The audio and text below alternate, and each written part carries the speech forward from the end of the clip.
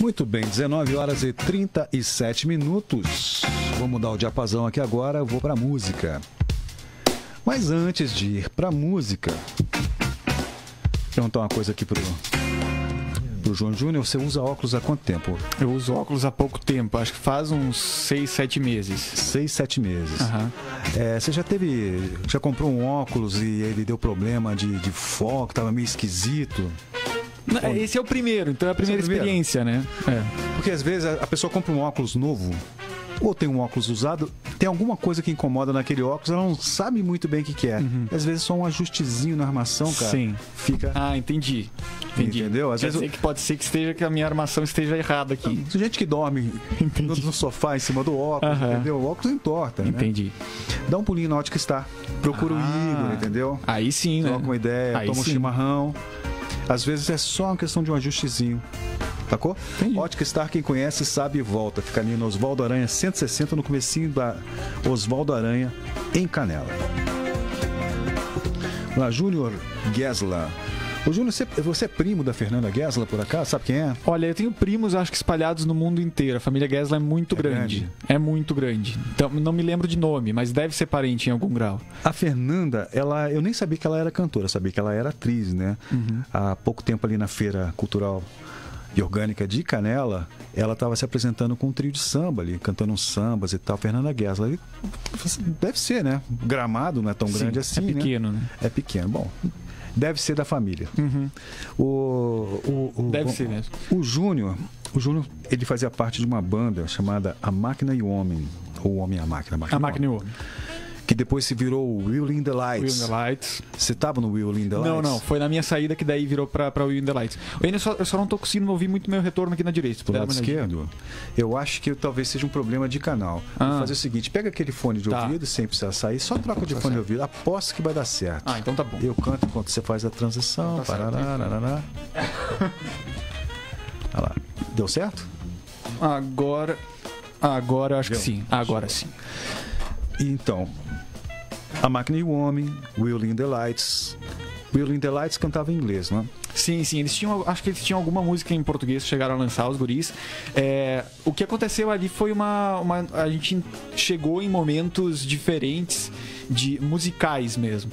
Mas o que foi muito legal da experiência da Máquina para o Will e depois para eu sair sozinho e começar a compor minhas coisas foi que a gente se descobriu ali dentro. Uhum. Né?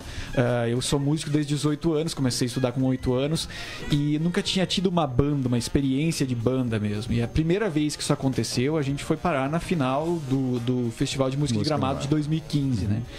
E aquilo ali foi muito interessante porque todos nós ali, eu, o Fred, o Jonas, que tinha 16 anos na época, e o Ricardo, a gente não se entendia como músicos, a gente não se entendia como artistas. A gente até certo ponto se achava maus músicos, ou gente que não sabia o que estava fazendo.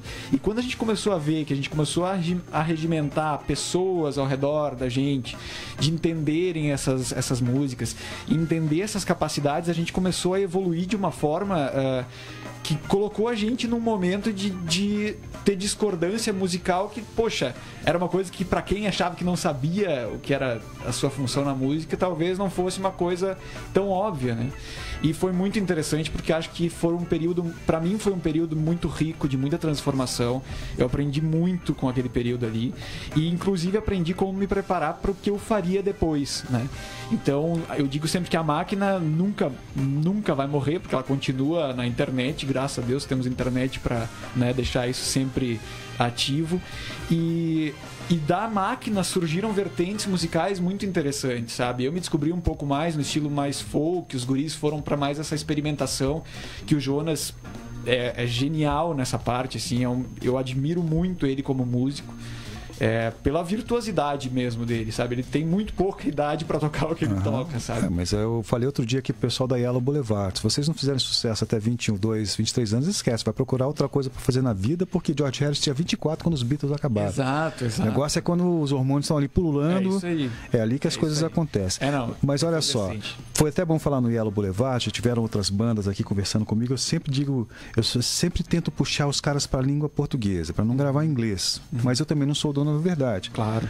Tem aí exemplos aí vai desde Sepultura, o Angra, aqueles guris, como é que é o nome da banda, das menininhas lá, eu sempre esqueço o nome da... Enfim, que conseguem sucesso planetário cantando em inglês, que é raro. Isso aí é exceção, isso aí não é a regra. E quando você fala, eu tô lançando EP, meu Deus do céu, lá vem outro cantando em inglês, quer ver só? Você fala, e não era, em português, né? Sim. Você gosta de escrever, gosta de ler? Eu gosto. Eu gosto de escrever, principalmente. Eu gostaria de ler mais do que leio. Eu sempre me sinto muito... Eu gosto muito de conversar, ter conversas inteligentes, justamente para pegar referências que eu não consigo absorver na leitura pela correria do dia a dia, né? Mas gosto escreve de escrever. Gosto direto, né? Teu instrumento qual que é, Júnior? Hoje ele é o violão. Hoje, para compor, eu preciso começar com o violão, só voz e violão. Mas eu tive a minha formação musical com teclas, com teclado. Na Máquina Woman você cantava e tocava teclado? Na Máquina Woman eu tocava violão e cantava, basicamente. E algumas eu só cantava mesmo. Tá. E outra coisa, você falou, eu quero arruma um espaço no programa para mostrar minha música e tal. Fiz tudo sozinho, né? Você fez que nem Phil Collins por uma caixa, entrou lá, gravou tudo. Bateria, baixo. Uma pequena diferença aí de expectativa, né? Mas sim, foi mais ou menos isso. É que, na verdade, eu estudei teoria musical depois de alguns anos de... Eu comecei estudando flauta doce na escola, aquele início muito clássico, assim. E depois de um tempo eu consegui chegar num momento em que eu comecei a estudar teoria musical e comecei a entender a estrutura de música efetivamente, né? E aquilo ali me ajudou a passar pro violão, passar pra guitarra, passar pro baixo, ter algumas noções de montagem de bateria em computador e tal. E aí, com o tempo passando e a experimentação toda, teve esse momento que eu cheguei e disse, poxa, eu acho que eu posso tentar gravar tudo, né? E é um resultado modesto, singelo, claro que não é um grande estúdio profissional, mas eu fiquei muito orgulhoso do resultado pelo conjunto do EP que saiu. Eu tinha lançado várias músicas como singles, uma por mês, de 2017 pra cá, só voz e violão mesmo no YouTube, uma coisa bem, bem singela, e eu me coloquei esse desafio ali por outubro do ano passado, de tipo, eu vou sentar e escrever uma história em 5 músicas que tem que ter coerência e tem que ficar bom. Eu tenho que conseguir fazer isso sozinho como uma conquista pessoal, assim. E o Quem Sabe Um Dia Eu Vou Amar Alguém Pra Sempre nasceu dessa forma. Então, quando eu ouço hoje ele pronto, é uma sensação de gratificante muito grande por saber que foi um processo muito solitário, com muitas dificuldades, em alguns momentos achando que não ia chegar ao final, mas de ver ele pronto e dizer, poxa, tem alguma qualidade, sabe? Como eu já vivi bastante, entendeu? Eu já encontrei vários músicos que fizeram exatamente o que você fez, né? Entrou no estúdio, gravou tudo, bateria, baixo, guitarra, tal. Todos eles dizem mais ou menos a mesma coisa. Ao mesmo tempo que é muito legal, não tem ninguém pra te encher o saco, o baixo é desse jeito, a guitarra é daquele, eu canto assim, vou dobrar o vocal aqui, não vou. Mas é como se você tivesse cheirando, passando perfume. Às vezes você passa demais, você não sabe se o perfume tá, né? Você perde um pouquinho, não sei o quê. Ao mesmo tempo que é legal, é chato e perigoso. Claro, né? claro. Você mostrou isso para os seus amigos quando tá gravando? Isso que eu queria falar agora, porque o Fred Bazan, que provavelmente está assistindo, espero que ainda esteja, porque agora eu vou agradecer ele. Ele é um amigo que eu tenho há 10 anos e que foi com ele que eu comecei essa jornada até a Máquina Homem. A gente tinha antes uma dupla, depois trio, a gente fez muita coisa musicalmente juntos. E ele sempre foi esse cara que...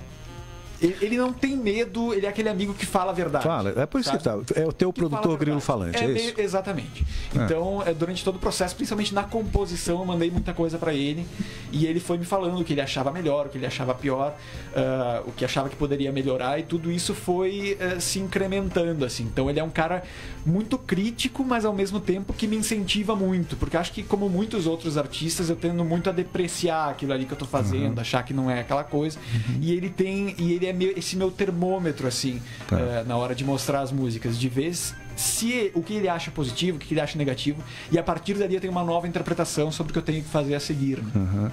Você falou pra mim que você não tá preocupado em fazer sucesso, você tá nem aí pra isso, não sei o quê, mas você quer alguma coisa com isso. O que você quer com essas 5 músicas aí? Qual que é o teu gol? Olha, eu sempre falei muito na Máquina, infelizmente a gente não chegou a lançar um disco, a gente lançou várias músicas e a gente não chegou a lançar um disco. E eu sempre quis muito, por mim, consolidar um trabalho fechado. Conseguir fazer alguma coisa que tivesse muito a ver comigo e que chegasse de alguma forma aos ouvidos das pessoas com identificação, com empatia, sabe? Eu acho que falta muitos rapazes estavam falando aqui antes sobre o trabalho deles, e eu fiquei ouvindo e pensando muito sobre essa falta de sensibilidade que tem no mundo hoje. O machismo não é só difícil para a comunidade LGBT, ele é difícil pro hétero. O machismo ele faz mal pro hétero também porque a sociedade, como de uma forma geral, te incentiva a dizer que o homem não chora, que o homem não expõe sentimentos, que o homem não fala de amor, sabe? E eu acho que esse álbum ele é talvez uma abertura minha para essa coragem de falar publicamente sobre isso realmente, sabe? De tentar combater um pouco disso, que existem movimentos muito interessantes hoje combatendo, que é a masculinidade tóxica, sabe? A gente saber e poder ser homem da forma que a gente é realmente como pessoa. Então não é porque eu sou hétero que eu não posso chorar se eu tenho uma dificuldade, se eu tenho uma tristeza verdadeira, sabe? Então o Quem Sabe Um Dia Eu Vou Amar Alguém Pra Sempre é um álbum que tem essa linearidade. O eu lírico ele tem muito essa coisa de partir da fase de negação do fim de um relacionamento, em que o primeiro verso da primeira música fala eu preciso olhar, juntar coragem, levantar esse pano e encarar essas verdades que eu não quero admitir. Né? Mas você não respondeu a minha pergunta, cara. O que você quer com isso? Não, o que eu quero é isso. É chegar nas pessoas, sabe? Tá. Que seja pelo Spotify apenas, mas eu quero chegar nas pessoas. Você quer chegar nas pessoas? Você quer chegar, por exemplo, no Marcelo Camelo, que tá, pô, esse cara é bom. Você quer chegar num crítico musical? Olha, não necessariamente. Você não tem uma esperançazinha, de repente, só te desencavar? Claro, não, isso sempre seria positivo, mas assim, a minha recompensa, hoje eu trabalho também escrevendo, né? Eu sou escritor de Instagram, né? Mas escritor de Instagram? Instagram é de foto, cara? Tu vê, né? A gente dá um jeito sempre, né? Eu escrevo textos e escrevi algumas séries autorais, romances, na verdade, em capítulos no Instagram. E era muito isso, assim, às vezes eu pensava, poxa, mas pra que eu tô fazendo tudo isso? Não tenho nenhum retorno. Mas aí vinha lá uma pessoa e dizia assim, poxa, essa cena que tu escreveu, essa situação, isso aqui aconteceu comigo. E eu me vi nessa situação e confortou meu coração. Poxa, isso acontece geralmente no dia que tu tá pensando em largar tudo, né? Como você é um cara altruísta, hein, cara? O cara é bonzinho, você é muito bonzinho, Júnior. Você vai pro céu, cara. Não sei. Acho que não, talvez não. Mas eu não tenho... eu também tento não ser hipócrita. Eu acho que todos nós temos sentimentos bons e sentimentos perversos, né? Então, na verdade, o lado egoísta desse EP é um pouco suprir essa minha necessidade de fazer um trabalho fechado, uma composição que chegue no momento de eu olhar e dizer, poxa, que legal isso aqui que eu fiz. Tem o Jeff Souza, que veio aqui algumas vezes, agora mora em São Paulo, né? Foi meu colega de faculdade e ganhou o Breakout Brasil na época. Eu me lembro que ele disse uma coisa uma vez que eu me identifiquei muito, que ele falou, se eu não gostar das músicas que eu faço, eu não vou colocar para as outras pessoas. Ou se as pessoas não gostarem, mas eu gosto, tá tudo bem. Porque no fim das contas, fui eu que fiz essas músicas, sabe? Então eu quero muito que outras pessoas se identifiquem, e quando isso acontece é extremamente gratificante. Mas ao mesmo tempo, eu pôr essas músicas no meu carro e eu não enjoar de ouvi-las, é muito gratificante também para mim, sabe? Então é um pouco disso, assim, tá aqui hoje, por exemplo, conversando contigo sobre esse álbum e tá colocando pra audiência da Clube essas músicas. Recebi uma mensagem do KG no sábado falando sobre elas e fiquei, assim, atônito, porque o KG é um cara que eu conheço desde criança, ouvindo nas rádios de Porto Alegre e tal. Então, esse tipo de retorno, essa coisa das pessoas virem e dizerem, olha, que legal essa música, poxa, é muito legal o trabalho que tu faz, a maneira com que tu coloca os sentimentos, concatena as ideias ali nessas músicas. Isso sinceramente é o meu maior pagamento hoje, assim. Tá. Pro ouvinte entender o que a gente está falando aqui, ele disse que Quem Sabe Um Dia Eu Vou Amar Pra Sempre Alguém. A gente falou aqui no começo do programa, enquanto o Flávio estava aqui. Sim. São 5 músicas. Uma chama-se Quem Sabe, a outra Um Dia, a outra Eu Vou Amar, a outra Pra Sempre Alguém. Então, assim, esse é o conceito do troço, isso, né? Na verdade Quem Sabe Um Dia Eu Vou Amar Alguém Pra Sempre. E o Pra Sempre não tem aqui. Então eu acho que meio que inverteu ali. Mas assim, Quem Sabe, a primeira faixa. Que ela tá como número 4 aqui, inverteu mesmo. Eita, então eu vou ter que falar com o senhor Spotify, né? A gente tá falando do Spotify, gente, pra ninguém ficar. Não, mas eu vou ver isso. Mas enfim, a ideia é que a frase título fosse fragmentada em cada uma das músicas. Então foi esse o processo criativo. A primeira coisa que me veio foi a frase título. Tá. E aí eu disse, poxa, então agora eu vou desenvolver isso numa linha conceitual, numa linha de história.